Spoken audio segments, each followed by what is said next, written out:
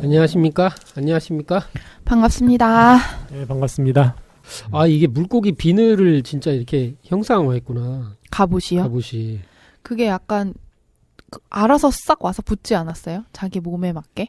변형이 됐지. 황금색의 그 아틀란 왕의 그 에너지가 황금색에 그게 쭉 빨아들여가지고. 그렇죠. 전 아틀란 왕은 망토로 봤거든요. 근데 근데 얘한테 오니까 이렇게 싹 붙는 수트가 되더라고. 그렇구나. 그 망토는 네. 영웅들한테 어울리지 않는 거죠.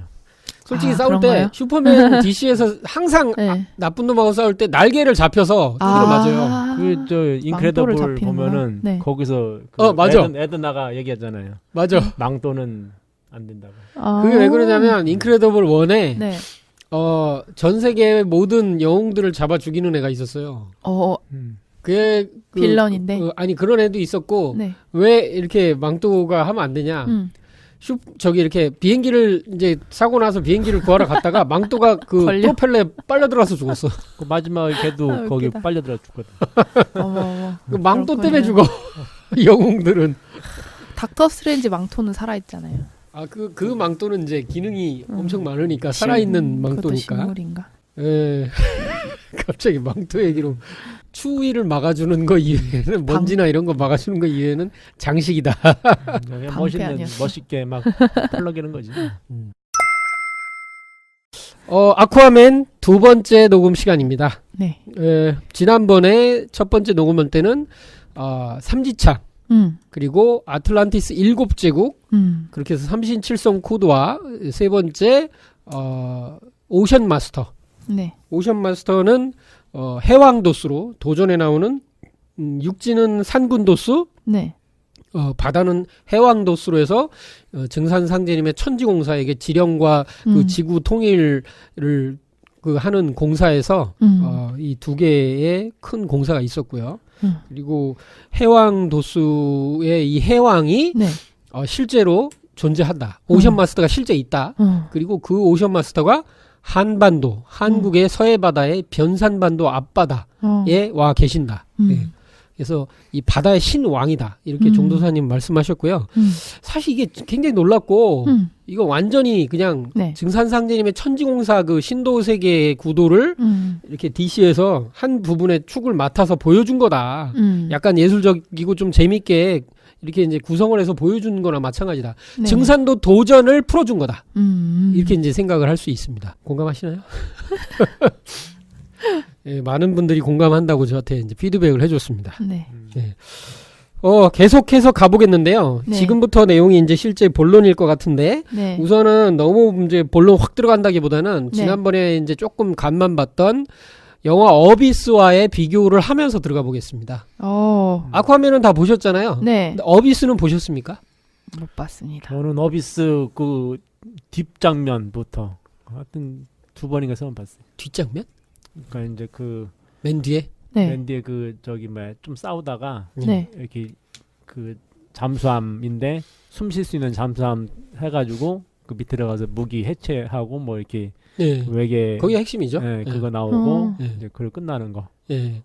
딥코어라고 해서요. 네. 이렇게 이제 원래는 이게 이제 이 어비스란 영화는 이제 조금 소개를 드리면 그 유명한 제임스 카메론 감독의 영화입니다. 예. 제임스 카메론 이제 뭐 아바타, 에이리언 어마어마하잖아요. 터미네이터. 이거에 이제 터미네이터 네. 1, 2탄까지 했나? 하여튼 네. 대단한 감독이에요. 그렇죠. 진짜 뭐 아바타 뭐 상상 초월해. 지금 근데 아바타가 2, 3 찍고 있고 뭐 4, 5까지 간다는 얘기가 있고. 타이타닉도. 예. 타이타닉도 있네. 예. 그리고 내년 초에 개봉하는 제가 되게 기대하고 있는 네. 그 알리타. 알리타. 알리타가 있는데 굉장하더라고. 예고편 봤는데 대박이던데. 액션이 뭐 그래요? 어마어마하던데. 믿고 보는 거죠. 예, 사람이 나오면서 네. 그 캐릭터만 약간 3D인데 액션 부분으로 가면은 뭐 상상 초월의 액션이 나오더라고요. 그래서 뭐 압도적이다. 뭐 이런 평이 많고요. 그것도 그래서 알리타? 네, 알리타. 네, 알리타도 한번 좀 기대가 됩니다. 그래서 제임스 카메론 감독은 여러모로 제가 이제 팬이에요. 그래서 근데 이 어비스는 이 제임스 카메론 감독이 제일 잘 찍는 거 중에 하나가 물씬이에요. 물 속에서 촬영을 정말 잘해요. 타이타닉도 마찬가지고. 그렇죠. 그래서 타이타닉호에 나오는 원래 이제 타이타닉호 맨 처음에 출발할 때 이제 시작 부분에 네. 수중 탐사를 하잖아요. 타이타닉호를 그렇죠. 탐사하잖아요. 네. 그 장면이 거의 그대로 어비스에 나와요. 아, 진짜요? 그러니까 어비스에서 이미 한 거야. 그 기술력을 가지고 타이타닉호를 만든 거예요. 만든 거예요. 그래서 1989년에 이 어비스 영화가 나왔는데 네.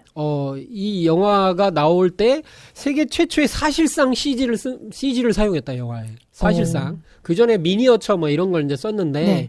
뭐 물론 스타워즈도 있긴 하지만 사실상 제대로 된 CG, 그리고 물 CG는 처음이었고, 물을 CG로 구현한 거는 정말 CG계에서는 물을 이렇게 구현하기가 정말 어렵다고 하거든요. 요즘은 이제 정말 좋아졌는데, 네.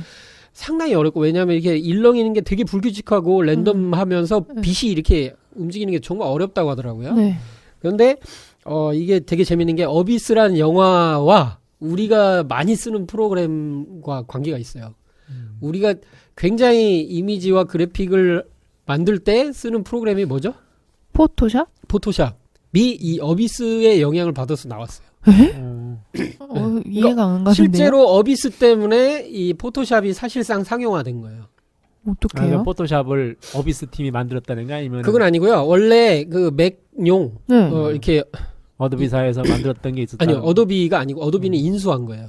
그래서 맥용 그 이미지 이렇게 이제 좀 편집하는 프로그램을 누군가 개발을 했어요. 네. 근데 그 이름은 생각 안 나는데 그 그 형인가 동생이 그걸 보고 야, 이거 뭐 잘하면 좋겠다. 그래서 그 친구가 이제 개발해서 조금 더 발전시켰는데 이 물 CG를 만들어야 되는 제임스 카메론 감독이 이거는 특수 효과를 쓰지 않으면 안 된다 해가지고 그 프로그램을 쓰자. 그때 초기, 그러니까 이름도 아직 제대로 붙여지지 않았어. 네? 그래갖고 그거를 사용했는데 어떻게 하냐면 물 기둥이 이렇게 막 사람처럼 뱀처럼 움직이면서 이렇게 네. 딥코어 안으로 들어와서 사람을 보거든요. 이렇게 그 장면 한 장면을 프레임별로 포토샵으로 다 편집한 거예요. 와우. 그리고 그걸 이어붙인 거예요. 이렇게. 요즘 영화도 그런 식으로 많이 하는데. 그때 그걸 89년도에 기술이, 했다는 게 대단한 그때 거죠. 그 기술이 바탕이 돼서 여기까지 온 거죠. 대단하다. 와. 그래서 사실상 포토샵도 어비스 때문에 나오게 되고 이 영화 끝나고 나서 어도비사에서 인수를 하고 포토샵에 이름을 붙여요. 이런 뒷얘기도 있습니다. 이게 물과 관계된 이런 게 되게 많고요. 네. 사실 어도비는 우리랑 관계된 게 되게 많아요. 제가 지난번에 뭐 얘기 드렸지만 닥터 스트레인지 할 때 이 전 세계 모든 그 CG 하는 사람들이 기본으로 하고 있는 애프터 이펙트. 네. 애프터 이펙트를 실행하면 그 실행할 때 뜨는 로고 화면이 그렇죠. 원방각이죠. 네, 맞아요. 그게 딱 떠 있죠. 그래서 어도비를 만든 그 어도비 그 처음 그 네. 회사 그 회장이 CEO가 네. 어도비가 뭐냐면은 자기 그 시골집 뒤에 있던 연못 이름이에요. 물이네, 그것도. 그것도 물이에요.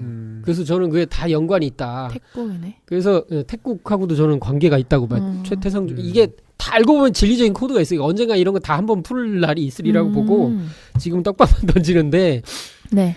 이게 다 신도적인 뭔가 있어요. 이게 막 신명들이 무슨 작용을 했고요. 재밌네요. 예. 어비스. 어비스에서 이런 게 이제 처음을 하게 됐고 너무 길어졌네. 그래서 이제 일단 어비스 영화를 잠깐 소개해드리면 미해군이 이제 잠수함 핵잠수함 같은 게 해저의 깊은 곳을 탐험 중이었는데 거기서 시속 물 속에서 그것도 물 속에서 그 당시 기술로는 있을 수 없는 시속 240km로 달리는 네. 어떤 수중 그 물체를 발견해요. 말도 안 된다 이거. 그 속도로 달릴 수 없다. 근데 그거보다 더 빨리 달리는 거야 또. 속도 조절도 되고. 자기네는 도저히 따라갈 수가 없어. 그래서 이건 뭐지? 이렇게 갖고 이제 소련의 핵잠수함인가 해가지고 핵미사일도 막 발사하고 막 이래요. 그랬다 이제 그거는 걔를 잡으려고요? 터지지 않고 오히려 이제 핵잠수함이 이제 좀 사고가 나고 막 이렇게 돼요. 예? 그래서 이제 그런 때 이 정체불명의 어떤 존재, 그 생명체와 마주치게 되는데 핵탄두를 폭파시키려고 폭파팀을 보내야 되는데 이미 이제 사고가 난 거야. 구조팀을 보내야 될 거 아니에요? 네. 그래서 그 그 원유 시추하는 최고 전문가, 수중 그 구조 전문가, 탐험 전문가인 네. 이 영화의 주인공 버드라는 이제 주인공이 있어요. 네. 그래서 그 팀을 보내요. 민간 팀이죠. 네. 그래서 그 사람도 정말 전문가예요. 그래서 딥코어라는 장비를 가지고 들어가요. 네. 굉장히 깊이 들어가도 거기서 버티고 이런단 말이에요. 그래서 하다 보니까 이게 들어가서 탐험을 할수록 이게 누군가 있는 거거든. 이게 외계 생명체든 아니면 해저 생명체든 고도로 발달한 문명이 있다는 걸 이제 눈치채게 돼요. 근데 그 속에 이제 해군 한 명이 이제 약간 미치기도 하고 해서 이제 거기다 핵폭탄을 터뜨리려고 밑으로 내려가죠. 그래서 어비스가 뭐냐면 시면. 원래 우리가 그 세상에서 제일 높은 산이 뭐죠? 에베레스트를 얘기를 하는데 에베레스트가 해발 고도에서 높은 거잖아요. 네. 근데 그 해저 고도로 쭉 내려갔을 때 어마어마하게 내려가는데 에베레스트는 애기에 불과한 정도로 깊이 내려가는 게 시면이거든요. 그게 어비스예요. 그 해구잖아, 해구. 네, 해구라고 하죠. 그렇다 하더라고요. 그래서 그 어비스 그 시면 밑으로 쭉쭉쭉쭉쭉 내려가다 보니까 거기서 수압 때문에 살 수도 없는데 네. 거기에 어마어마한 대도시가 아닌 거대한 수중 나라가 있다는 걸 이제 눈으로 보게 되죠. 거기서 이제 버틸 수 있는 이제 그걸 장비를 차고 들어가도 뭐 좀 있으면 죽는 거예요, 이제. 그리고 핵폭탄을 안 터뜨리기 위해서 이제 핵폭탄을 해체하죠. 해체하고 원래는 이들이 그 같은 시각에 이제 물 밖에서는 거대한 쓰나미가 전 세계 모든 대륙을 향해서 수천 미터짜리 쓰나미가 덮치고 있었어요. 왜요? 모든 그 해변을 향해서. 왜냐면 이게 이제 물속의 존재들이 이 인간들은 안 되겠다. 열받았구나. 똑같나요? 뭐 네, 내용. 똑같아요. 아쿠아맨하고 똑같아요. 아니 요번에 그 네. 해구 가장 뭐 1000m 아래쪽인가? 네. 그 사진을 찍었잖아요. 거기에 인간의 문명의 아주 흔적이 첨단 흔적이 있어가지고 발가 뒤집어졌지. 어디 나왔어요? 신문에 나왔어요. 아, 신문에 나왔어요? 네. 며칠 전 신문? 네. 어머. 뭐가 있는 것 같아요. 잠시만요. 용궁이에요. 아니 그게 아니고 흔적이라고 했으니까 이제 플라스틱. 네. 아, 플라스틱이면 이제 옛날에. 아, 근데 진짜 궁금하긴 하네요. 속이 어떻게 생겼을지. 어떤 바닷속이. 바닷속이? 진짜 내려가. 그 뭐지? 제임스 카메론 감독이 이번에 그 아바타 영화 찍잖아요. 네. 그게 이제 물속 네, 용궁 물속 세상 세계. 얘기잖아요. 근데 자기가 직접 눈으로 봐야겠다. 바닷속이 어떻게 생겼는지. 그래서 잠수함을 만들었대요. 그래가지고 전문가예요, 전문가. 혼자 들어갈 수 있는 잠수함 하나 만들어가지고 현재의 최고 밑에까지 들어가 본 사람이 제임스 카메론이래요. 혼자 네. 거기 들어갔대. 진짜 어떻게 생겼는지 봐야 자기가 만든다고. 약간 미친놈 물에 아니에요? 대해서 전문가예요. 정말 대단한 사람이에요. 그래서 대단해요. 그 자기가 이제 본 걸 가지고 영감을 떠올려서 만들기 때문에 그래서 이 어비스가 이 사람의 실제 이 영화는 흥행을 못했는데 평론가들은 엄청난 칭찬. 그냥 막 광팬, 저도 광팬이었으니까 진짜 많이 봤거든요, 이 영화를.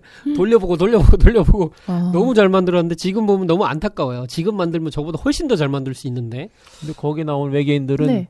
진짜 우리가 그 설화 이게 옛날 그 전설 뭐 설화 네. 거기 나오는 그 꼴뚜기. 네, 맞아요. 아, 그래요? 하여튼 뭐 그런 거 있잖아요. 그 어. 꼴뚜기 무슨 뭐, 얼굴만 꼴뚜기처럼 생겼어요. 거북이 무슨 저거 신화 뭐 해가지고 그거 있잖아요. 네. 꼭 그런 네. 식으로 나오더라고요. 얼굴만 꼴뚜기고 몸은 그 문어 이런 게 아니고. 네. 그리고 얼굴이 되게 귀엽게 생겼어. 엄청 귀엽고 순수한 생명체로 생겼어요. 약간 가오리 같은데. 그렇군요. 내가 보기엔. 네, 약간 가오리. 맞아요. 가오리 앞에서 본 거. 그래서 물속에서 진화한 것처럼 그렇게 이제 보여지고 되게 착하게 생겼어요. 이렇게 얼굴 자체는. 그래서 핵폭탄을 터뜨려서 그쪽을 이제 막 그냥 박살 내려고 하는 그런 와중에 있을 때 네. 사실 물속 생명체 그걸 모르지 않거든요. 다 알 수 있는데 내비둬요. 내비두고 그러면서 이제 바깥에서는 거대 쓰나미가 모든 대륙을 덮쳐가다가 이 버드라는 친구가 와서 그거를 그 생명을 걸고 거기서 해체를 해요. 핵폭탄을 해체하고 마지막 죽어가면서 자기 아내와 딥코어에 있는 자기 아내와 통신하면서 사랑해 뭐 이런 말을 하는 걸 보고 생각이 바뀐 거야. 물속 생명체. 아, 인간에게 희망이 있구나. 전형적인 이제 네, 사랑이 있구나. 근데 이제 뭐 서양의 이제 전형적인 영화의 구도이긴 하지만 그래도 제가 볼 때는 이게 물을 조종하는 능력을 가진 이 존재들이 인간에게 어떤 기회를 준다. 뭐 이런 것일 수 있고 해서 쓰나미가 오다가 멈춰 서 있어. 이게 수천 미터짜리가 이게 해변에 서 있어요. 해변에. 원래는 제임스 카메론 감독이 이 영화를 처음 만들었을 때 네. 그게 그 부분이 엄청 길었대요. 아. 근데 이제 흥행 못한다 해갖고 잘라냈대요. 너무 안타까워했다고 하더라고. 그래서 그거보다 훨씬 내용이 지금 잘라냈는데도 불구하고도 길어요. 파도가 온 바다에 다 서 있어. 이렇게 일렁일렁하면서 서 있어.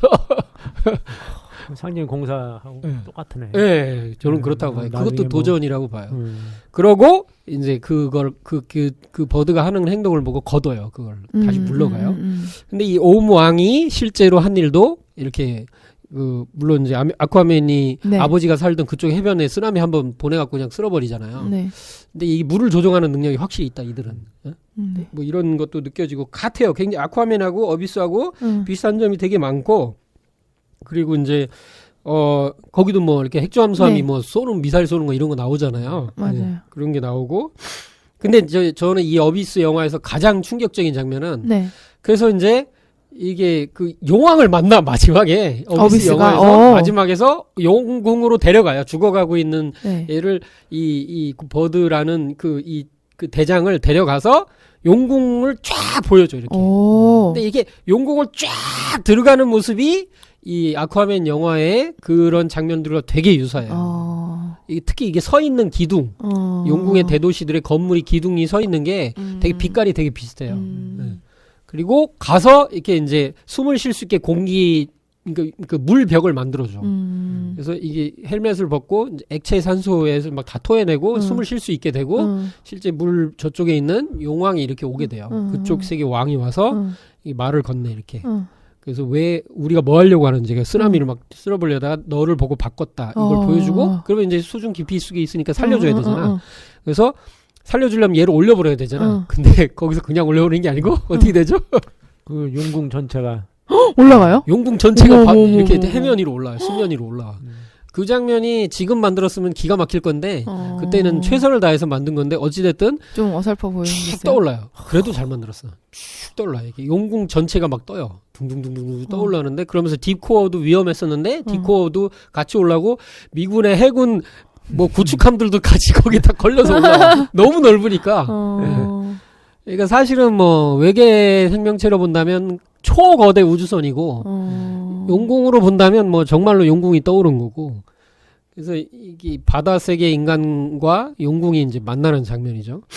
그래서 참 진짜 충격적이었어요 그 장면이. 그래서 이제 거기서 막 환호성 지르고 하는 장면들이 나오고 해군은 뭐지 이게 우리 거대한 구축함이 여기서 자빠져 있네 막 이렇게 하고. 근데 그런 장면들이 나온 게 굉장히 재밌었습니다. 네. 그래서 어비스와 이렇게 비교를 하게 되는 걸 보는데 이 두 개의 영화가 결국은 바다 세계에 어떤 존재가 있다. 물을 조종한다. 그리고 그 세계에 용왕이 있다.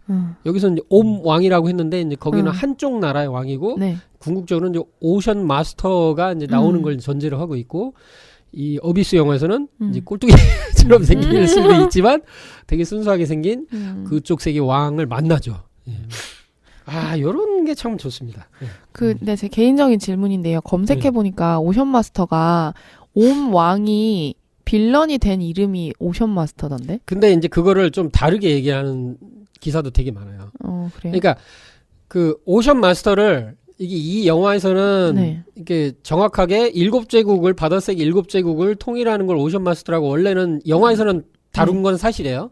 근데 다른 기사들은 오왕을 오션 마스터로 얘기를 하는 데도 많이 있어요. 근데 그 되게 모순이야. 걔는 오션 마스터 영화에서 보면 오션 마스터가 되려고 그걸 하는 거잖아요. 그렇지. 네. 그러니까 사실은 이 기사는 내가 볼 때는 조금 보고 만든 기사들 같아. 좀 이렇게 일부만 보고 만든 기사들 같거든요. 아니면 코믹북에서 오션마스터 그렇게 얘기했을 수도 있는데 저는 영화에서 얘기한 게 정확하다.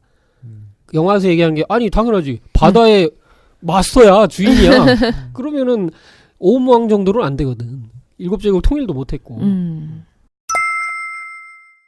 자 이런 얘기를 해나가면서 도전 말씀 보기 전에 네. 저는 이제 심청전을 한번 갔다 와야 되지 않을까 싶습니다. 용왕님을 뵈야죠. 네. 심청전 한국인의 뭐죠? 한국인의 뭐라고 해야 돼요? 한국인의 뭐 어떤 아리랑과 비슷한 누구나 한국인들이 아는 그렇죠. 심청전 내용이 어떻게 되죠? 심청전 내용이요? 심청전 내용. 눈먼 신봉사가 네. 자기 눈을 뜨게 해준다는 그 스님의 말에 네. 300석을 약속을 하죠. 공양미 300석. 공양을 하겠다. 네. 근데 어떻게 해야 되냐. 돈이 없으니까. 딸에게 막 고민 상담을 하니까 딸이 아버지 걱정하지 마세요. 그래서 심청이가 공양비 300석에 팔려가죠. 아버지 눈을 뜨게 해드리려고. 중국인 상인에게. 그래서 그거 왜 심청이가 팔려갔냐면 배를 건너려면 해신을 달래야 하는데 그래서 젊은 처녀를 제물로 바쳐야 되는 거죠. 인신공양을 한 거죠. 그렇죠. 심청이가 그걸로 해서 이제 그 바닷속에서 뛰어내렸는데 잔인하다 그런 거. 그렇죠. 인신공양 이런 거. 그 용왕님이 심청이의 이제 효심을 갸륵히 여겨서 상제님의 명을 받아 살려주었다. 뭐 그런 내용 아닌가요? 근데 다시 심청이가 어떻게 신봉사를 만나게 되는지는 기억이 안 나네. 그러니까 이제 그렇게 해서 나왔어요. 네. 그래서 이제 지상세계로 다시 나왔어요. 연꽃이 확 그렇게 튀어나와서 나왔는데 그걸 보고 그 연꽃이 이제 연꽃은 원래 이렇게 있었거든. 덮여 있었는데 그걸 보고 어부인가 누군가 발견하고 이건 세상에 없는 신비로운 거다 해가지고 왕에게 바쳐. 근데 그 왕이 이게 뭔가 이렇게 했더니 그 왕 앞에서 확 열리면서 심청이가 나와서 하늘에 뿅 가지고 띠용띠용 하트 이렇게 해가지고 결혼해가지고 왕비가 돼요? 네. 그래서 왕비가 되고 그 왕비가 되고서 그 왕이 이제 그 심청이가 이제 아버지를 항상 걱정하고 이렇게 하니까 그러면 내가 잔치를 넣어서 어디 있는지도 모르고 하니까 이렇게 이제 봉사 잔치를 한번 하겠다. 그러면 올 수도 있지 않냐. 이렇게 계속 잔치를 해. 맨날 며칠 해. 근데 마지막 날인가로 이제 그 판소리에 나오는 것 같은데 마지막 날 후질그레하게 한 명이 와서 이렇게 먹다가 저기 아버지가 있다 이렇게 이제 발견하고 뭐 이렇게 아버지 이렇게 얘기하니까 이제 이것은 내 딸 청이의 목소리인데 물에 빠져 죽었는데 어떻게 될까? 어디 보자 내 딸아 이렇게 해가지고 눈을 뻥 뜨는 거지 이제. 네. 그래서 잘 먹고 잘 살았다. 뒷내용은 그랬군요. 기억이 잘 안 났네요. 맞나요? 대충 이렇죠. 맞아요. 근데 이제 판소리 버전을 안 볼 수가 없습니다. 구성지게. 어떻게 보나요? 이때 옥황상제께 없어 남의 용왕께 하교하시되 여기서 남의 용왕이라고 나오는 데도 있고 동의 용왕이라고 나오는 데도 있어요. 금일 오시초에 출천 대효심 낭자 인당수에 들 것이니. 그래서 여기서 이제 대효심 출천은 뭐 하늘에서 내준 뭐 이런 뜻인가? 그래서 인당수는 지난번에도 얘기했죠. 이게 참 도장인자를 쓰는 그러게요. 어떤 바다네. 못당자. 당은 이제 바다? 못당, 연못당, 방죽. 도장인, 못당, 물수? 네, 그러면 이게 이제 인당수라는 어떤 바다인데, 그죠? 여러 가지 설이 있지만, 인당수에 들 것이니, 그러니까 다 아는 거야, 지금. 그래서 여기서 중요한 거, 옥황상제 깨 없어! 남의 용왕 깨! 에게!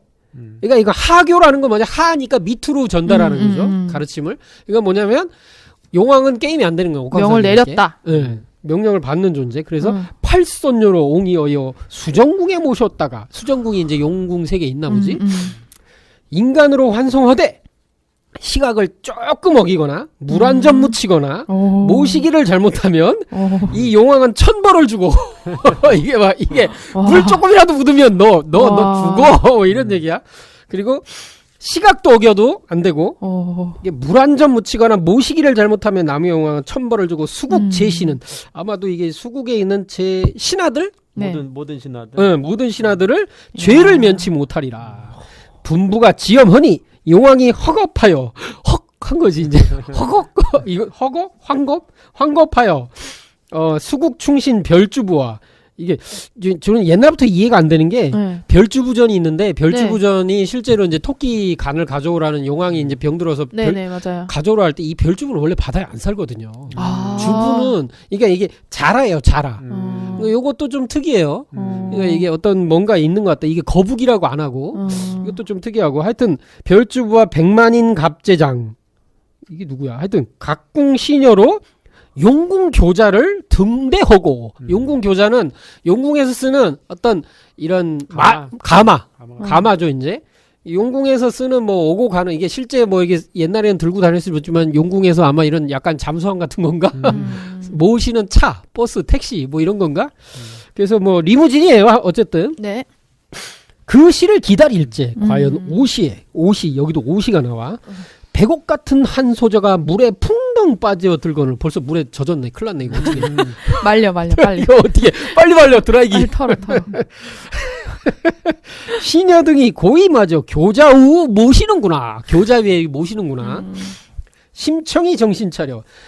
정신을 버떡 차린 거야. 나는 전세 천인이다 나는. 근데 어찌 감히 용궁 교자를 타오리까? 이렇게 했더니 시녀 등이 여짜오되 상제님의 분부오니 이렇게 나와 이게 만일 난이 탓이 오면 우리 수궁은 죄를 면치 못하나이다. 사양타 못하여 교자 위에 올라타니 올라앉으니 시녀등이 모시고 수정궁에 들어갈제 이렇게 하면서 이제 뭔가 판소리 한 판이 나오겠지. 얼쑤 뭐 네, 얼쑤 뭐 이렇게 하면서 나올 건데 저는 뭐 판소리 못하니 잘하시는데요. 옥황상제의 영이거든 거행이 오직허리 사해 용왕이 각각 시녀 등을 보내어 조석으로 문안하며 막 이렇게 막 전해. 사회 요왕이 다 왔어. 다 왔어 다 지금. 보냈어 지금. 아이고 이거 막 문안하면 어떻게 참 이게 식사는 하셨습니까? 이렇게 하면서 보냈어. 그리고 조심히 각별할제 이거 큰일 났거든. 옥황상제님 우주 통치자 하나님께서 명을 하셨으니 그때여 심청이 수정궁에 머무른 지 어언간 3년 동안 있었네. 야, 용궁에 3년을 살았어. 그래서 천상의 신 옥진 부인과도 상봉을 허였겄다. 이게 뭐냐면 신봉사의 아내예요. 아, 엄마네요. 곽씨, 그치, 엄마예요. 곽씨 부인이라고 하는데 여기 보면 옥진 부인이라고 나오는 게 아마도 천상에서 잘 됐나 봐. 이게 뭔가 이렇게 된 것 같고요. 이미 만나서 자기 죽은 엄마하고도 만난 거예요. 그리고 하루는 이게 심청가를 보면 되게 기네요. 이게 완전 상제님 진리 구조로 돼 있어요. 그리고 하루는 옥황상제께 없어 남의 여왕께 들러서 오셨어. 직접 오셨어. 직접 오셨어. 하교 시대 심청의 방년이 가까우니까 결혼할 때가 가까이 오니 인당수로 환송하여 보내라 새로 인간 세계로 다시 보내라. 어진 때를 잃지 말게 하라. 이게 적당한 때를 잃지 말게 하라. 남의 용왕이 명을 받고 심청을 치송할제 이런 하면서 이제 계속 진행되는 거예요. 자 여기서 문제. 심청을 구해준 분이 누구일까요? 어렵습니다. 별주부? 별주부? 예, 뭔가 이렇게 명을 받들긴 했어, 지금. 시녀들이 일단은, 이제 물속의 시녀들, 제국, 수국 제신들도 뭔가 했고, 각궁 시녀들이 용궁 교자를 어떻게 했고, 옥황상제님이죠. 예, 2번 용왕, 3번 옥황상제님.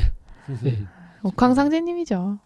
자, 실제로 살려준 거는 용왕이겠죠, 이제. 아, 근데 저는 원문을 지금 처음 들었는데, 어머니 얘기도 나오는 거 보니까 어머니가 기도를 많이 하셨나 보다.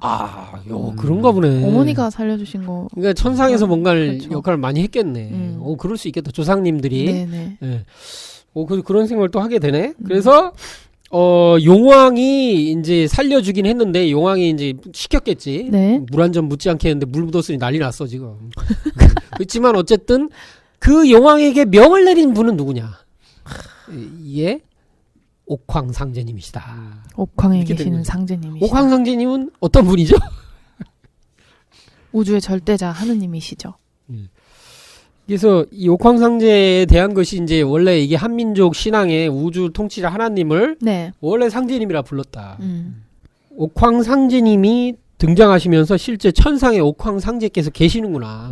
이런 걸 또 이제 여기서 눈치채게 되고, 바다 세계에 이렇게 굉장히 넓은 세계가 있고, 이게 용왕들이 다 모여들었고, 뭐 이런 거가. 사해 용왕들이 있고, 각자 용궁이 있고, 시녀가 있고, 그러니까 조직 체계가 있다. 왕래가 있고. 그러니까 이게 신도 세계도 결국은 우리가 이제 그 잘못 생각하는 게 그 사람들이 우리 이제 인간 세계 어떤 조직 체계를 가지고 그거 가지고 이제 이런 어떤 얘기들을 꾸며냈다고 생각을 많이 하거든요. 그런데 이제 인류 문화라고 하는 게 보면은 그 반대거든요. 이게 신명계에 그런 조직 문화가 이 성립이 돼 있고 그거를 인류가 받아들여서 그거를 이 펼치는 게 이제 문화로 드러나는 거거든요. 그래서 그러니까 순서는 이제 이 천상에서 시작이 된 거고 그게 인간계로 왔다가 인간계에서 다시 또 천상에 영향을 주고 이렇게 서로 영향을 주고 있는 관계이기 때문에 이걸 허구라고 이제 보면은 안 되는 거죠. 그 이때까지도 용궁 이야기가 많이 있었고 알았는데 지금 사람들이 이걸 미신이라고 생각하는 것도 참 재밌네요. 그러니까 우리나라 사람들 사실상 한 100년 전쯤에 다 잃어버린 거예요. 우리나라 이게 9,000년 내려오던 문화를 100년 동안 사실상 거의 다 까먹은 거야. 한 100년, 150년 만에 사실상 다 까먹은 거야. 과학이라고 하는 이름 하에서 그러니까 보이지 않는 거는 다 이제 일단은 전부 다 없는 걸로. 그건 전부 다 이제 미신으로만 얘기가 된 거고. 어떤 저기 물이면 저건 H2O고 뭐 이런 식의 굉장히 환원론적인 생각이 지배하게 되고 죽으면 끝이고 무신론 그러면서 이제 심각한 무신론이죠. 지금 현재로서는 단순한 근데 이 무신론이 너무 이제 유일신에 대한 반발에 대한 그런 것도 많이 큰 것 같고. 근데 상제님들은 그렇지 않고 이 자연신의 세계까지 전부 얘기를 하고 있으니까. 그래서 제가 그 도전 5편 70장에 보면은 네. 정도사님께서 각주를 달아놓으신 내용들이 있어요. 네. 그래서 용궁은 과연 실제하는 것일까? 그래서 있다면 그것은 어떤 차원일까? 인류 문명사에 나오는 바닷속 수궁 세계는 네. 수궁. 이 궁이 궁전인가요? 궁전할 때 궁이 그렇죠. 네. 그래서 수궁 세계는 모두 궁전하면 벌써 임금이 있는 거네. 그렇죠. 네. 수궁 세계는 모두 인간 의식이 0차원까지 확대된 신도의 경계에서 전한 것이다. 따라서 일렁이는 바다 물결을 단순히 비구름이 떨어져 모인 물덩어리로만 본다면 결코 용궁 세계를 이해할 수 없다. 늘 천지조화의 천지조화와 신도 차원, 그러니까 이쪽은 한쪽은 원리, 한쪽은 뭐 어떤 신의 세계, 이걸 인격적인, 비인격적인, 뭐 이렇게 하여튼 뭐 나누는 건가? 그래서 신도 차원은 양경계에서 느껴야 된다. 그리고 바닷가에서 지내는 풍어제, 풍어제는 결코 미신이 아니다. 우리가 이제 바닷가에 가면 네. 이게 이제 농사를 잘 짓게 하는 네. 게 이제 풍농제라고 하나? 그래서 이제 그런 걸 하잖아요. 네. 풍어제는 물고기 많이 잡히라고. 이런 것도 이제 용왕께 하고, 지금 도시여부 보면은 네. 이경규가 용왕님 제가 아들이에요, 아들도 몰라봐. 막 물고기도 좀 잡게 해주세요. 뭐 이런 거. 그 이경규 얘기하는 거 봤어요? 이경규 씨? 아니, 진짜 도시여부 보면 진짜 골 때리더라고. 그래서. 네. 아이, 진짜 용왕님 이럴 수 있어요? 내가 오늘 꼴찌야, 꼴찌. 그래서 어떻게 피레미 한 마리도 안 넣게 뭐 이런 얘기 하는데 약간 건방져 보이기도 하고 그러기도 하지만 용왕 입장에서 신도세계 입장에서 볼 땐 그러긴 한데 용왕 세계를 실제 얘기를 하는 걸 보면 또 긍정적인 측면도 있고 저도 이제 바다 낚시는 평생 딱 한 번밖에 안 해봤거든요. 이 문어 낚시 딱 한 번 가봤어요. 재밌나요? 네. 되게 힘들어요. 굳이 힘들어요. 안 잡히는구나. 안 잡히는 것도 안 잡히지만 갈 데가 없잖아요. 배 조그만한 배 안에 계속 있잖아요. 가보셨어요? 바다 낚시? 가면 재미는 굉장히 재미있는데 계속 있고 이제 낚시를 계속 들고 체력도 좋아야 되고 그 이덕화 씨 하는 거 보면 하루 종일 그 나이에 하는 건 대단한 거예요. 그래서 이렇게 이것도 낚시대도 들고 있는 게 쉬운 일이 아닌데 그러시더라고. 같이 간 분들이 이렇더라고요. 일단은 소주를 챙겨왔냐? 소주요? 그랬더니 이거 하나 받으래 하더니 정성스럽게 부래. 이렇게 바다에 이렇게 막 하면서 오늘 잘 잡히게 해주세요. 이렇게 용왕님 이렇게 하면 부라는 거예요. 근데 저는 잘 뭣도 모르고 조금 부다가 적당히 부고 말았어. 그러고 이렇게 했더니 이제 못 잡는다는 거예요. 시원하게 부으면서 마음속으로 기도를 해야지 말도 하고 그랬더니 이렇게 했더니 실제 별로 못 잡았어. 몇 마리 못 잡았어. 다른 사람 잘 잡았는데 그래갖고 이게 재밌다 이런 문화가. 재밌네요. 예. 아니 그 요즘에는 네. 또 산신제 많이 다니거든요. 산신제. 네.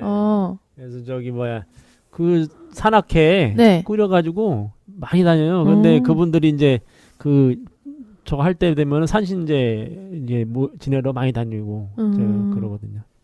여러 산에. 그래서 어쨌든 이게 그 도전 말씀 그 각주에서 종도사님께서 분명히 용궁세계가 명확하게 존재한다라고 말씀하셨고요. 그래서 우리나라의 설화에는 뭐 이 심청전 말고도 되게 많죠. 그래서 아까 얘기 드렸던 그 별주부전. 그 별주부전을 토끼전이라고도 부르고요. 뭐 수군가라고도 불러요. 그래서 여러 가지 별칭이 있고 굉장히 지역마다 약간씩 변형돼서 하지만 핵심 골자는 똑같아요. 용왕이 아프거나 용왕이 딸이 아파. 그래서 이제 불치병을 걸렸는데 그래서 나으려면 이게 이제 토끼간을 먹어야 된다는 얘기를 듣고 그래서 그러면 육지에서는 토끼간을 어떻게 데려오냐 했더니 제가 가겠습니다. 저는 육지와 물을 왔다 갔다 할 수 있습니다. 네가 누구냐? 별주부 이렇게 나오는데 거북이로도 나오지만 별주부가 거의 다예요. 그래서 별주부전이 나오고 그래서 이게 이 별주부가 가서 육지에서는 토끼를 살살 꼬셔. 영궁 가면 막 금은 보화가 가득하고 하니까 토끼가 혹 넘어가. 갖고 이제 거북이 등에 이게 별주부 진흙이 등에 타고서 용궁으로 쑥 들어가요. 그래서 용왕을 만나는데 용왕이 그러지. 야 토끼야 이제 참 미안하다. 네가 간을 내줘야 내가 산다. 미안하다 이렇게 했더니 이제 토끼가 거기서 이제 꾀를 쓰죠. 그렇죠. 무슨 꾀를 쓰죠? 간을 내가 육지에 놓고 왔네요. 그렇게 얘기했다. 나는 원래 빼놓고 이게 되게 재밌는 게 되게 재밌는 게 뭐라고 하냐면 나는 원래 그 좀 종족이 다르다. 그래서 그 신선의 그런 걸 받아서 이게 특이한 생명이다. 이런 그것도 선맥이 있어요. 그런 것도. 그래가지고 장기를 빼놓을 수가 있다. 근데 사실 이것도 그냥 넘어가기에는 아까운 대목이에요. 이것도 약간 뭔가 좀 여기에도 신선도수와 관계된 뭐가 있다. 장기와 관계된 장부론하고 관계된 게 뭐 있지 않나 이런 생각 들고 어쨌든 간을 빼놓고 바위 밑에 숨겨놨다는 뭐 이런 얘기를 해요. 그렇죠. 그래갖고 그걸 깨끗하게 씻어서 놨다. 뭐 이런 말을 막 해. 판소리에 보면. 이게 들으니까 아니 내 배를 가르면 확인을 난 그냥 죽으니까 없으니까 난 끝난다. 이렇게 얘기하니까 가를 수도 없고. 그래서 거기서 속아 넘어가서 다시 육지로 나오죠. 육지로 나와가지고 그 간 갖고 오라고 했더니 속았지롱 하고 도망가. 그래갖고 그렇죠. 거기 별주부가 에이 이 바보야 이렇게 하면 나는 자살해서 죽어야 되겠다. 용왕님 못 살리고 해서 죽으려고 하는데 갑자기 신선이 뿅 나타나서 아 네 정성이 갸륵하구나. 내가 약을 줄 테니 용왕님께 갖다 드려라. 라고 해서 그 감사합니다. 그럼 당신은 누구세요 했더니 나는 화탄이라 이런 말을 하거든요. 그게 이제 이어지는 얘기들이에요. 화탄은 뭐 이렇게 뭐 의사들 중에서 최고 뭐 저기라고 하잖아요. 뒷얘기 처음 들어요. 그래요? 그 토끼가 도망가고 끝인 줄 알았는데. 화탄이라는 얘기는 처음 들었다. 아, 예. 약을 얻는 건 알았는데 화탄. 아니, 그 신선으로만 나오는 대목도 있고요. 어떤 데는 화타라고도 나오고 이렇게 돼 있어요. 그래서 어쨌든 이게 하여튼 굉장히 이게 도술 세계랑 관련이 있어요. 그래서 이렇게 되는데 토끼가 계속 나와. 거북이와 뭐 별주부 이런 게 나와. 이게 뭔가 용궁과 관계될 때는 이런 것들이 무슨 의미가 있구나. 이런 것들도 생각을 했는데 우리나라의 설화는 우습게 넘길 수가 없는데 이게 이제 증산도 도전 5편 66장에 이게 상제님 도술이 이게 실제 이제 그런 세계에 있음을 보여주는 게 있거든 이게. 그렇죠. 그래서 이게 이제 이성구의 그 제목이 소제목이 바닷속 어족을 불러 대개벽대 성을 쌓게 하심. 이렇게 나오거든 이게. 이건 놀라운 얘기예요. 상제님께서 핵심 부분만. 통영에 자주 가셨는데요. 통영에서 이제 민물과 바닷물이 만나는 한 포구에 가서 보신 공사입니다. 그래서 거북이의 배에 무어라 글을 써서 붙이시거늘 그 거북이가 굴에 들어가더니 거북이가 나왔죠. 잠시 후에 다른 거북이 한 마리가 굴에서 나와 부르셨습니까 하고 아뢰니라. 이에 명하시기를 데려와라 하심에 거북이가 물러갔다가 토끼 몇 마리를 몰고 오는지라. 이게 거북이하고 토끼는 뭐가 있나 봐. 토끼와 거북이 경주 얘기도 있고. 그렇죠. 상제님께서 토끼에게 그래 가지고 왔냐 하시니 뭐지? 뭘 가지고 오라고 하셨지? 그 가운데 한 마리가 살려주십시오 하며 두 발을 모아 빌더라. 상제님께서 다시 거북이에게 이르시기를 거북아 너 빨리 가서 잉어를 몰고 오너라 하시니 거북이가 명을 받고 사라지더니 잠시 후에 잉어가 와서 대령하거늘 자기가 직접 왔어. 대령을 해가지고 상제님께서 잉어에게 꾸짖어 말씀하시기를 너는 강에서 처먹기만 하고 무엇을 하는고 한번 재주를 부려봐라 하시니라. 상제님께서 다시 작두를 빼오너라 하시어 강변에 앉아 작두를 휘두르시니 잉어, 상어, 물개 등 물에 사는 온갖 어족들이 사람처럼 똑바로 서서 떼지어 몰려나와 상제님 앞에 열을 지어 서거늘. 이런 거 보면요. 저는 뽀로로가 생각나요. 뽀로로가 이렇게 저기 얼음섬에 사는데 항상 이 물속에서 이제 지내다 보면 상어가 와요. 그 상어가 약간 걷듯이 와 이렇게 서서 오기도 하고 뭐 그런 것도 나오고 요즘 그런 거 정말 많거든. 뚜루뚜루의 상어 뚜루뚜루. 아기 상어 뚜루뚜루. 진짜 너무 좋아요. 이게 뭐냐 아기 상어 이게 저기 유아 한류. 이게 원래 그 음이 저작권이 거의 없는 다른 나라의 그 음원이었거든요. 그래서 그걸 이제 우리나라에서 이제 곡을 붙이고 가사를 붙여서 했는데 대박이 터지고 그게 역수출돼가지고 난리가 난 거예요. 그래가지고 지금 뭐 3억 뷰 이상 뭐 지금 진짜요? 와, 돼가지고 방탄소년단급이네요. 그쵸. 그리고 그것도 넘어서기도 해요. 왜냐면은 그 전체 합치면은 방탄소년단도 넘어설 거예요. 와, 그런 류를 다 합치면. 그래서 유아는 무한 플레이를 하거든. 계속 봐요. 그렇지. 봤던 거 또 보고 하기 때문에. 하여튼 뭐 지금 놀라운 일들이 여기저기서 벌어지는데. 여기서 상어가 두 발로 걸어서 왔습니다. 상제님께서 큰 소리로 이르시기를 너희들 죽겠느냐 아니면 용궁에 가서 무엇을 가지고 오겠느냐 하시고 또 말씀하시기를 그 다음에 때가 되면 너희들이 노두를 쌓아 성을 쌓아라 하시니 어족들이 일제히 대답하기를 그러겠습니다 하고 앞다투어 물속으로 뛰어들어가니라. 여기서 이제 제일 중요한 게, 네. 너 강에서 뭘 처먹기만 하고 뭐 하는 거 이렇게 하면서 뭐 약간 이렇게 사람 혼내듯이 혼내고, 맞아요. 그리고 거북이 보고 뭘 자꾸 시키셔. 우리 용왕이 거북이한테 시키는 그렇죠. 것, 이게 거북이가 어떤 메신저 역할을 하는가? 이런 생각도 좀 들기도 하고. 토끼는 토끼 강이라고 하는 게, 네. 그게 이제 간병이 들어가지고 네. 아마 그런 것 같거든요. 그 용왕도 그렇고 둘 다 이제 그래서 토끼가 목 기운이니까 올해 이제 간이 좋겠네요. 인묘목으로 목 기운이니까 목 기운에서도 다시 또 간이 목이니까 아마 그거를 치료할 수 있는 가장 최고의 약이군요. 약재로 이제 아마 토끼의 간을 얘기를 한 것 같아요. 이야, 자축인묘 진사오미 신유술의 인묘가 목이니까. 제가 네. 토끼띠인데. 오, 그렇군요. 그래? 저의 네, 간을. 나이가 나옵니다. 아, 저의 네. 간을. 아니 그 이제 호랑이도 인이잖아요. 인목인데 네. 호랑이는 앞발을 쓰거든요. 앞발. 아, 앞발이 네. 강해가지고 앞발을 그렇죠. 약재를 쓰는데 아. 예, 토끼는 뒷발. 묘목이라서 이렇게 뒷발이 강한 거죠. 뒷다리가 길잖아요. 그렇죠. 예, 그래서 토끼 머리는 항상 이렇게 내리막으로 해야 된다고 그러더라고요. 그렇죠. 그렇죠. 네. 그리고 띠질부터 이제 나오고. 귀가 밝고 귀가 크잖아요. 그래서 귀가 신장 간장이 좋을 때 이제 귀가 또 하여튼 그런 게 좀 네. 있지 않나 좀 그런 생각이 좀 들었어요. 재밌네요, 그것도. 예. 그래서 토끼 간을 가져오라고 한 이유가 거기 있었군요. 그래서 용왕께서 아마 음주를 많이 하셨나봐. 그래갖고 간이 상했어. 아니. 간 경화. 용무 보시느라 피곤하셔가지고. 좋게. 좋게. 일 많이 하셔가지고. 네. 그래서 아니 뭐 생각지 않게 별 얘기가 다 나오네. 그래서 너희들 죽겠느냐? 용궁 가서 뭘 가져오겠느냐? 이렇게 용궁에서 뭘 가져와. 그러니까 용궁에 무언가 있는 거죠. 그러니까 어떤 상제님께서 필요하신 뭔가 있는데 네. 아마 토끼도 못 가져온 게 그런 거 아닌가? 이런 생각이 들고 그리고 이 다음에 때가 되면 이 때는 어떤 개벽의 때겠죠. 실제 이제 천지가 개벽하는 그때가 되면 너희들이 이 어족들이 노두는 징검다리예요. 이게 전라도 방언이에요. 징검다리는 뭐냐면 이 물에서 저물로 건너갈 수 있게 해주는 거죠. 이건 단순한 징검다리가 아닐 거다.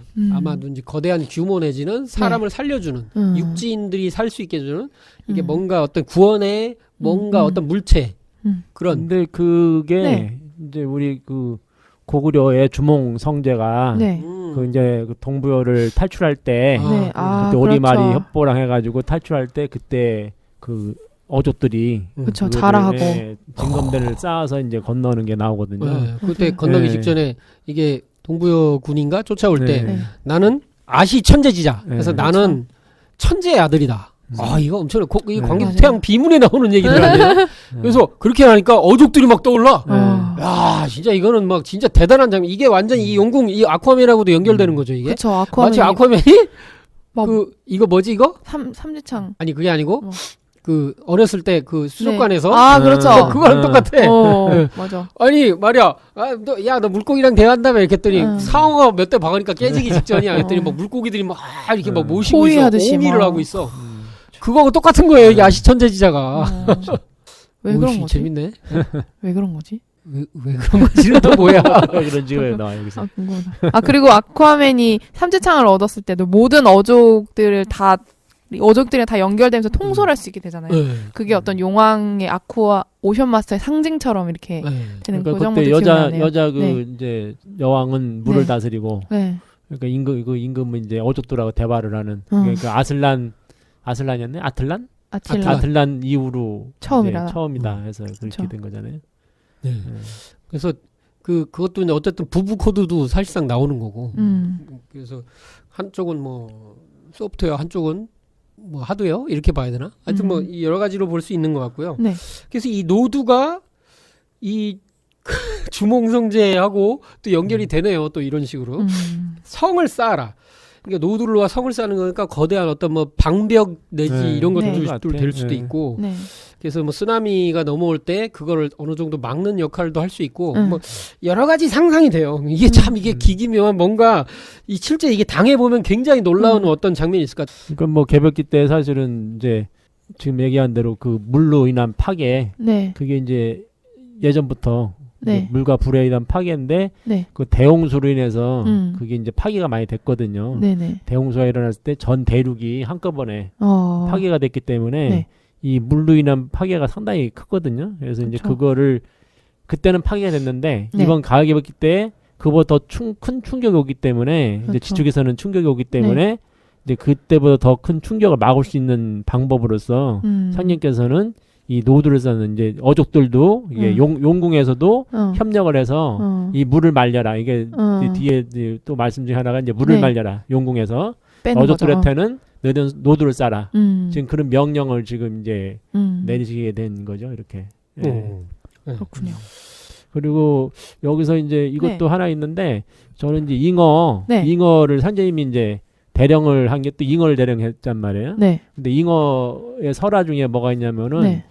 그 어떤 사람이 그 이제 어부가 네.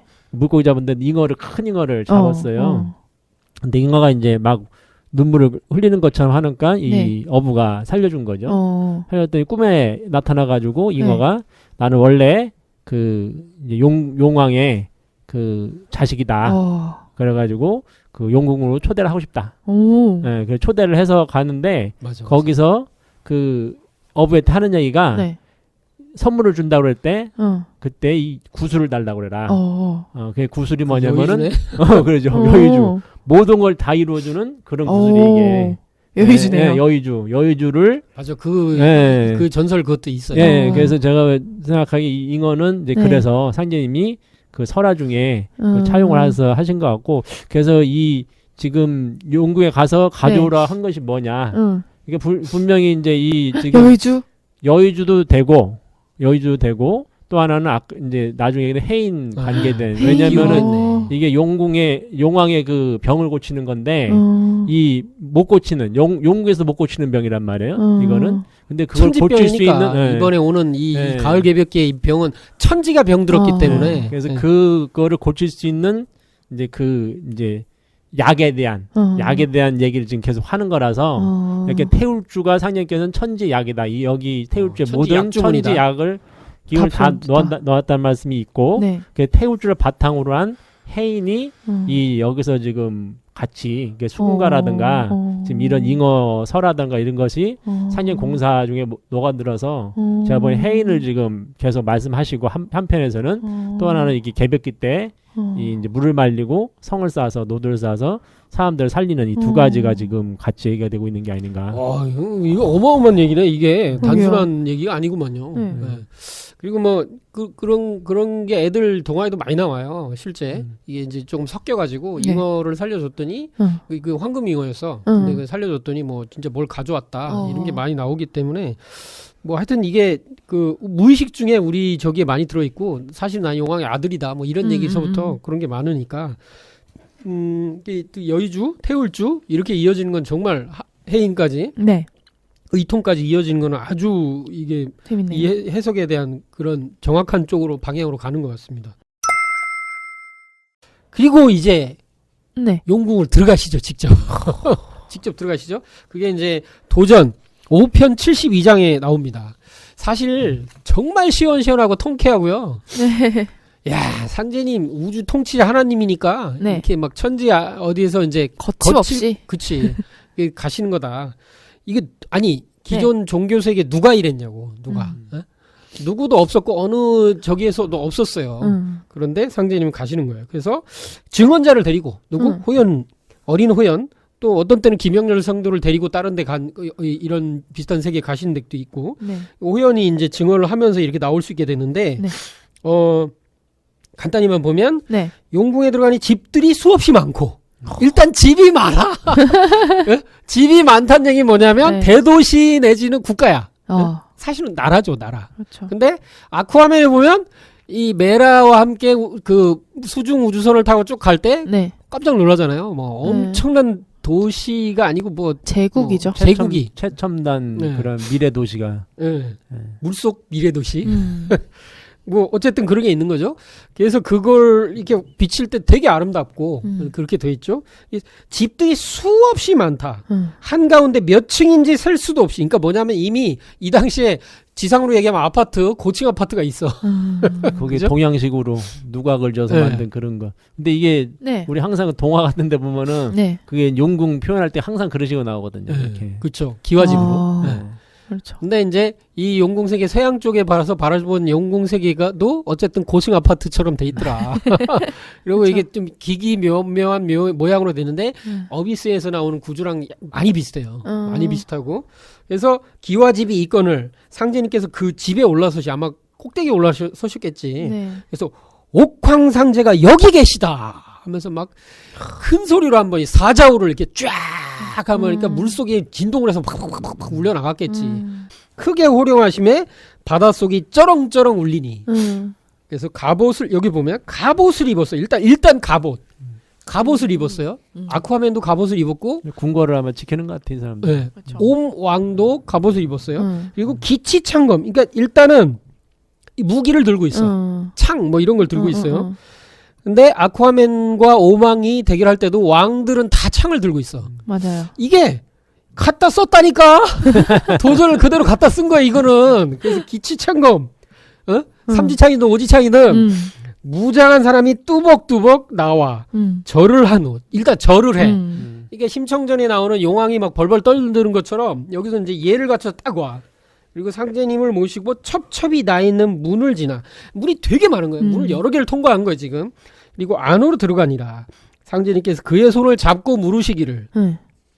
손을 잡았어요. 그러니까 이제 되게 가까이 가신 거죠. 그래서 오색에서 이게 뭐 오색이라는 게 뭐 이게 사회 여왕을 의미하겠고 전 우주의 모든 어떤 세계를 3개를 얘기하는 걸 수도 있고 하나만 빠져도 내일은 성사가 안 되느니라. 그렇지? 하시니 예 그렇습니다. 일만 어서 되면 하면서 생략 점점점이 있거든. 이게 뭐냐면 어떤 뭐 천기누설을 측면일 수도 있고 굳이 말 안 해도 이신점심일 수도 있고 여러 가지 의미가 있을 것 같아요. 네. 그래서 땅이 뒤집힐 때는 저는 이게 되게 중요한 것 같아요. 땅이 뒤집힐 때는 그러니까 지축이 앞으로 서거든요. 네. 그러면 거대한 지각 변동도 있고 뭐 어디 일본은 뭐 물속으로 들어간다 수많은 예언가들이 얘기하는 거 그리고 미래학자들 얘기하는 것도 많은데 땅이 뒤집힐 때는 전들 살겠습니까? 굉장히 중요한 얘기예요. 바닷속 세계도 대변혁이 일어나는 거예요. 대개벽을 같이 맞는다 이거. 같이 맞는다. 네. 이거 실제 요한계시록에 보면 네. 뭐 이런 얘기가 있거든요. 이제 새하늘 새 땅이 열릴 때는 네. 물 바다 세계의 3분의 1도 피가 된다. 이런 얘기가 있어요. 요한계시록에도. 그러니까 이게 인간 세계만 개벽되는 게 아니고 그쵸. 지구만 개벽되는 것도 아니고 이제 그런 우주 차원이 되는데 네. 이 바닷속 세계도 이제 마찬가지가 뒤집어 엎어지게 되는 거죠. 이제 그렇게 이제 짐작할 수 있을 것 같아요. 네. 이런 뭐 정도 해석은 다 공감이 되지 않습니까? 아, 그렇죠. 네. 그 요한계시록에 예전에 있던 바다도 없어졌다고 나오잖아요. 네, 새하늘 새 땅이니까 그 전과 예전의 하늘과 예전의 땅, 네? 바다도 새로 있지 뭐 그 전처럼 있지 아니하더라. 이렇게 되니까. 아쿠아맨 보면은 원래 바다였던 땅이 개벽하면서 사막이 되면서 거기 있는 그 운명이 망했다고 나오잖아요. 아, 뭐 이제 데저트? 네. 사하라 사막. 네. 그런 딴 데서는 저 얘기도 있더라고요. 책을 읽다 보니까 원래 이제 그 아틀란티스 대륙하고 네. 레무리아 대륙하고 핵전쟁 하다가 그 말도 있어요. 거기가 초토화됐다. 네, 거기뿐만 아니라 이제 그 우리 사막들 네. 그런 큰 사막들 전부 다 그때 초토화된 거다. 그 얘기가 있더라고요. 그런 말도 많이 있어요. 음모론자들 얘기하는 것도 있고 외교문명 시리즈에도 조금 있고. 근데 시기적으로 그게 이제 말라버린 게 5천 몇 년 전에 말라버렸거든요. 그게 그 전까지만 해도 이제 그가 되게 좀 울창한 그런 데였는데 시기적으로도 비슷한 그런 게 있어서 뭐 참고를 할 만한 것 같아요. 음모론자들을 얘기하는 걸 보면은 이제 그 초고대 문명이 핵을 다루는 기술까지도 다 있었다. 뭐 이렇게 얘기하면서 실제 핵전쟁 후에만 생길 수 있는 방사능 흔적들이 많이 발견된다. 이렇게 발견했다고 막 얘기하는 사람들은 심심치 않게 기사가 나오긴 해요. 그 뭐 확인은 뭐 명확하게 할 수는 없지만. 근데 그 인류 문명이 그전 우주일년이라고 얘기를 하잖아요. 한 번 더 우주일년 아니 우주의 1년 맞나? 우리 우주 1년 내도 굉장히 발달한 문명이 이미 있었고. 근데 한 달 전의 문명이라고 하잖아요. 그 전달 문명도 만 년의 시간을 거쳐오면서 인류 최악의 무기인 핵을 똑같이 개발을 한 건가요, 그러면? 그러니까 그렇게 얘기들을 하니까 생각을 해볼 수는 있는 거고. 예, 다르게 됐을 수도 있고. 저 얘기는 있어요. 이거 핵 얘기가 들게 내가 틀린 얘기인데. 그 프랑스에 이제 우리가 그 반감기라 해서 핵을 갖다가 이렇게 방감을 해야 되는데 방사능이 나오잖아요. 근데 이거를 이제 지금 어떻게 못하니까 다 네. 이제 저 방사능 폐기물 처리를 해가지고 네. 지하에다 집어넣는다고요. 네. 근데 프랑스에서 발견된 게 뭐가 있냐면은 네. 이제 그 상온 그러니까 어떤 그런 일반적인 흙 속에서 네. 이게 반감이 된 거예요. 이게 이제 핵이 알아서 이제 그래가지고 그게 이제 고대 문명에서 그런 기술이 있지 않았냐 핵을 이제 반감시킬 수 있는 뭐 그런 얘기도 사실은 신문에 나오고 그랬어요. 네. 이게 이제 네. 그 원자가 네. 그 방사능 붕괴가 일어나면서 네. 다른 물질로 이제 안정적인 물질로 바뀌는 거예요. 네네. 근데 그렇게 되는데 그거를 인위적으로 할 수 있는 기술이 있지 않았냐? 뭐 이런. 그렇죠. 그러니까 그렇게. 절대 지금 우리 저기는 못하는. 그렇죠. 이건 이제 조금 약간 딴 데 갔다 왔지만 재미는 있습니다. 네. 어찌됐든 놀라운 말을 하고 있어요. 이 기치창검의 존재가. 네. 그래서 뜻대로 하옵소서. 상제님 뜻대로 절대적으로 따르겠습니다. 이렇게 대답하니라. 상제께서 그럴 적에는 이건 뭐 기가 막혀. 바다를 말려라.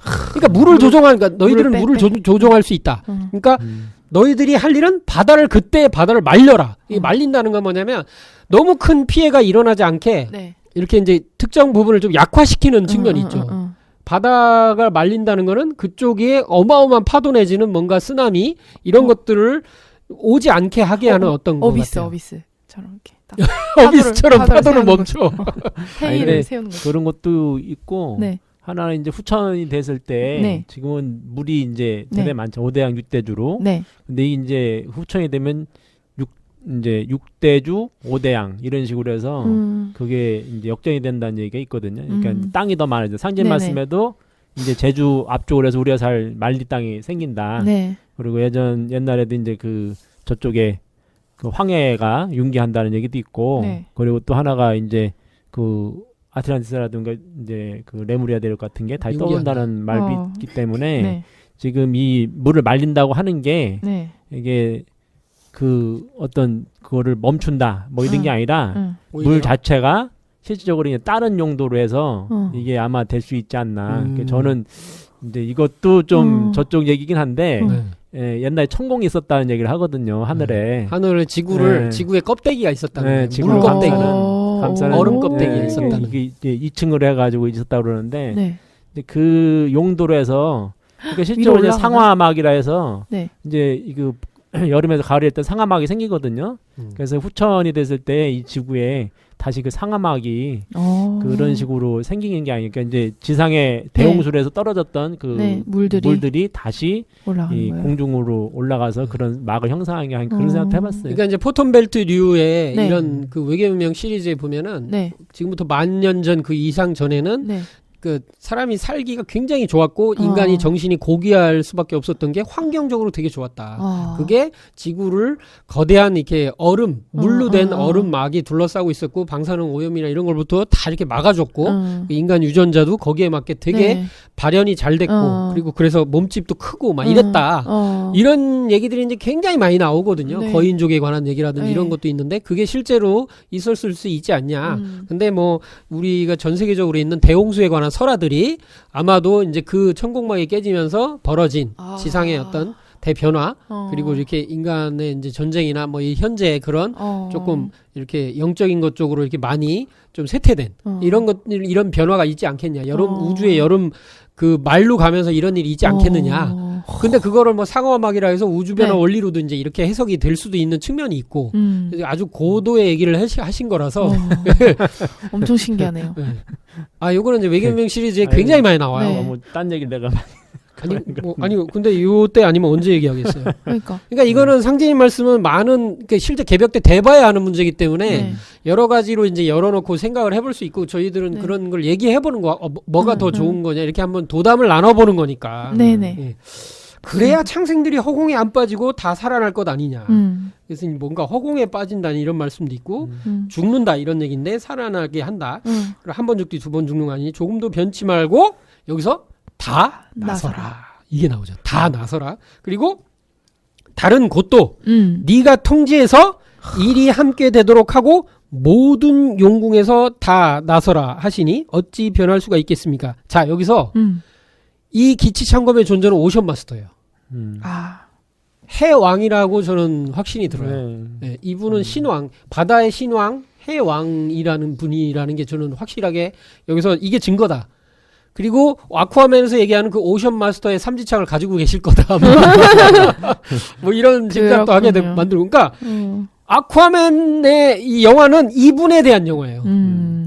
명확하게 도전 5편 72장이 이분 아쿠아맨, 그러니까 되게 좋아하실 거야 아마. 내 얘기를 영화로 만들었네. 그러면서 이제 근육질이네. 야, 좀 괜찮은데? 예. 아, 참 별 얘기를 다 하게 되네. 상진이 말씀하신 해왕이 그러니까 오션 마스터가 여기도 보면은 상진님은 이제 어디 가시니까 우두머리만 만난다고 말씀하셨거든요. 그러니까 결국은 용왕의 우두머리를 만나신 거고, 그러니까 이제 거기를 통해서 그분에 대기하니까 그분이 다른 데 전부 다 알려가지고 다른 모든 용왕들한테 이제 그거를 이제 상진님의 말씀을 전하는 그런 어떤 용왕의 천자 뭐 그런 역할을 좀 하는 거죠. 용왕 천자. 그래서 저는 이 정도면요. 진짜 베낀 거예요. 아니 저는 이게 제 주장이 조금 너무 확대라고는 생각을 할 수도 있어요. 근데 이 정도로 그 설정이 똑같은데 이 정도로 설정이 진짜 핵심 골자가 딱 있다니까 이렇게. 그러니까 물론 영적으로 뭔가 아이디어를 내서 뭐 그럴 수 있어. 좀 상상력이 풍부해서 그럴 수 있어. 근데 이 천지는 네 천지요. 상진님 천지야. 그러면 이 정도면 진짜 그러니까 영감만 받아서 했다기보다는 갖다 썼을 가능성도 충분히 생각해 볼 수 있다. 여기까지 양보를 할 수 있습니다. 더 이상 양보 못 해요. 갖다 썼다 이 정도. 네. 마블은 갖다 썼다는 증거를 제가 많이 찾았고요. DC도 저는 DC는 사실 DC가 더 먼저죠. 제가 전에 얘기 드렸지 배트맨도 이 실제 조이선의 저희들 선배예요. 그렇죠. 조이선분의 선배고. 라인. 이런 걸 보면 상대님 진리 아닌 곳이 없다. 이런 생각도 하게 되고.